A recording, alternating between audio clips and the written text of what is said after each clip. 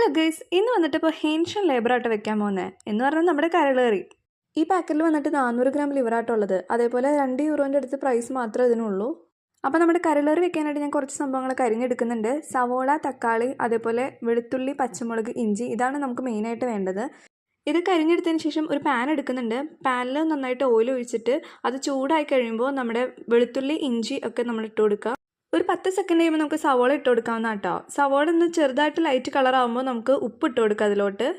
ഞാനങ്ങനെ ടീസ്പൂൺ അളവ് നോക്കി ഉപ്പിടാറില്ല, ഏകദേശം എൻ്റെ ഒരു അളവിലാണ് ഇടാറ്. കറിക്ക് കുറച്ച് പച്ചപ്പരും എരിവിനായിട്ട് കുറച്ച് മുളകും വേപ്പിലേക്ക് ഇട്ട് കൊടുക്കുന്നുണ്ട്. അപ്പോൾ ഇതൊക്കെ വഴണ്ട് വരുമ്പോൾ നമുക്ക് നമ്മുടെ മസാലപ്പൊടികളൊക്കെ തീ കുറച്ചിട്ട് ഇട്ട് കൊടുക്കാം. ഞാനിവിടെ മഞ്ഞൾപ്പൊടി, മുളക് പൊടി, മല്ലിപ്പൊടി, അതേപോലെ ഗരം മസാലയാണ് ഇട്ട് കൊടുത്തേക്കുന്നത്. അത് നന്നായിട്ട് അതിൻ്റെ പച്ചക്കുത്ത് മാറിക്കഴിയുമ്പോൾ ഒരു തക്കാളി അതിലോട്ട് ഇട്ട് കൊടുക്കുന്നുണ്ട്. എന്നിട്ട് നമ്മൾ കഴുകി വെച്ചേക്കുന്ന ലിവർ അതിലോട്ട് ഇട്ട് കൊടുക്കുക. എനിക്ക് കറിക്ക് കുറച്ച് ഗ്രേവി വേണ്ടതുകൊണ്ട് ഞാൻ കുറച്ച് വെള്ളം ഒഴിച്ച് അടച്ച് വെച്ചാണ് വേവിച്ചത്. ഒരു 10 മിനിറ്റിന് ശേഷം നമ്മുടെ കറി റെഡിയായി. അപ്പോൾ അത്രയേ ഉള്ളൂ.